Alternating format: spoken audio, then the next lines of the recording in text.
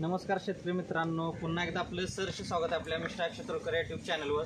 तर मित्रांनो, बघू शकतो आज आपली जी गाडी चालू आहे ती केससाठी भरायची चालू आहे। यामध्ये आपल्याला आता आपण पेरू भरलेला आहे, तैवान पिंक म्हणजे सदाबहार पेरू आपण म्हणतो, त्याचं लोडिंग झालेलं आहे। आणि त्यानंतर आता आपण हे ग्रीन डॉर्फ नारळाचं लोडिंग चालू केलेलं आहे। आता ग्रीन डॉर्फ म्हटलं तर त्याच्या नावातच आहे, ग्रीन म्हणजे हिरवा, डॉर्फ म्हणजे बुटका नारळ।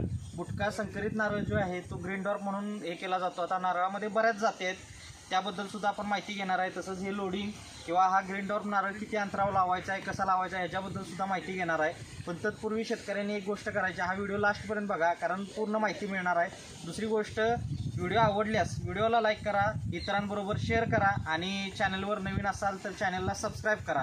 तर मित्रांनो, जास्त वेळ न घालवता आता बघू शकतो आपण की आता हा ग्रीन डॉर्फ नारळ हा 13-13च्या बॅगमध्ये आहे, म्हणजे 10 ते 12 किलोची बॅग आहे। रोपाची उंची काय मॅटर करत नाही, कारण ही बुटकीच जात आहे। आणि महत्त्वाचं हे 1.5 वर्षाचं रोप आहे, लावलेलं आपल्याला 3-3.5 वर्षामध्ये उत्पादन चालू होते। 2-2.5 वर्षात चालू झालेले सुद्धा उत्पादन चालू झालेले शेतकरी आहेत की ज्याने आपल्या इथनं झाडं नेली होती आणि उत्पादन चालू झालेलं आहे। आता असे बरेच आपल्या ऑल महाराष्ट्रामध्ये शेतकरी आहेत। आता याचं लागवड अंतर म्हटलं तर जनरली बांधावर आपल्याला 15 बाय 15 म्हणजे 15-15 फुटावर करू शकतोय। आणि जर आपल्याला हा प्लॉट करायचा असेल तर प्लॉटमध्ये आपण 18 बाय 18, 20 बाय 20 वर प्लांटेशन करायचं आहे। एकरी 110 ते 125 झाडं बसवायचे आहेत। आणि मध्ये जी जागा वेस्ट जाते त्यामध्ये आपण सुपारी, याला जी मित्र पिक आहेत, सुपारी, चिक्कू किंवा सदाबहार म्हणजे तैवान पिंक पेरू सुद्धा घेऊ शकतोय। आणि जर वन शेतीमध्ये इंटरेस्टेड असेल आपण, तर मग आपण याच्यामध्ये रक्तीचंदन असेल किंवा मोहगणी असेल याची सुद्धा लागवड करू शकतोय। आता ह्या नारळाचं वैशिष्ट्य म्हणजे याला 3 वर्षानंतर 300 ते 350 ॲव्हरेज नारळ मिळतो। आणि जनरली एका नारळातून, हा पाण्याचा नारळ आहे पहिली गोष्ट, त्यामुळे 7 ते 8 महिन्यामध्ये आपण काढलं तर शाळेचा नारळ म्हणून विकायचा आहे। आणि जर हा नारळ काही कारणास्तव 8 ते 12 महिने राहिला तर आपण ह्याचा खोबऱ्यासाठी यूज करू शकतोय। आणि दुसरी गोष्ट, ह्या फळाचं वैशिष्ट्य असं आहे की याच्यातून 500 ते 700 मिली पाणी निघणार आहे। आणि आपल्याला ह्या रोप आपल्या शेतकऱ्याकडून हे जे फळ आहे ह्याचं, या झाडाचं, ते 15 ते 20 रुपये प्रमाणे विकलं जातं। कारण शाळेचा नारळ म्हटलं तर कमीत कमी 50, 60, 70 आणि जर एरिया वाईज 90-100 रुपये सुद्धा दर असतो। पण आपण शेतकरी म्हणून ज्यावेळेस आपल्याकडनं रॉ मटेरियल म्हणून घेतलं जाणार आहे त्यावेळेस आपल्याकडनं हा 15 ते 20 रुपये प्रमाणे घेतला जातो।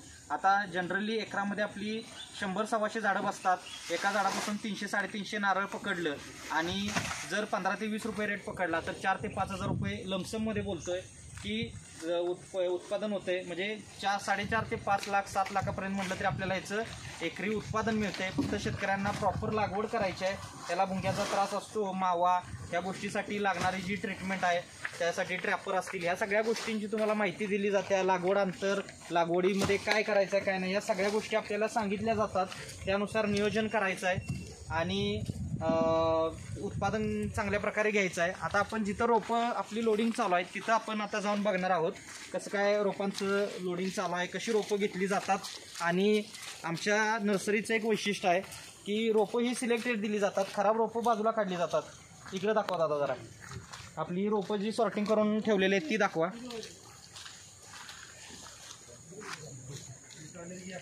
तर आता बघू शकतोय, या इकडं आता इथे बघू शकतो आपण अशी रोपं आता सिलेक्टेड घ्यायचं काम इथं चालू आहे।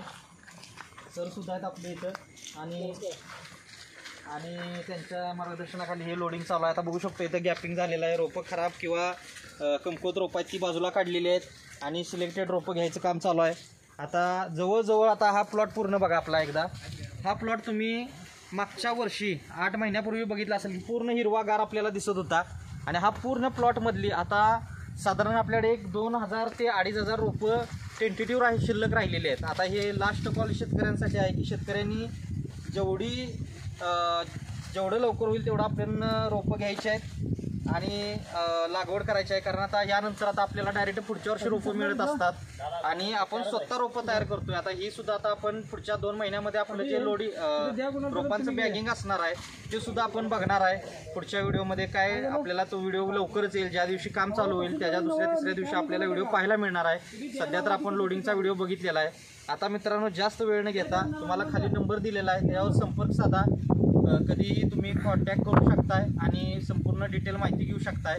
आता तरी या व्हिडिओमध्ये एवढंच, धन्यवाद, आपला दिवस शुभ असो।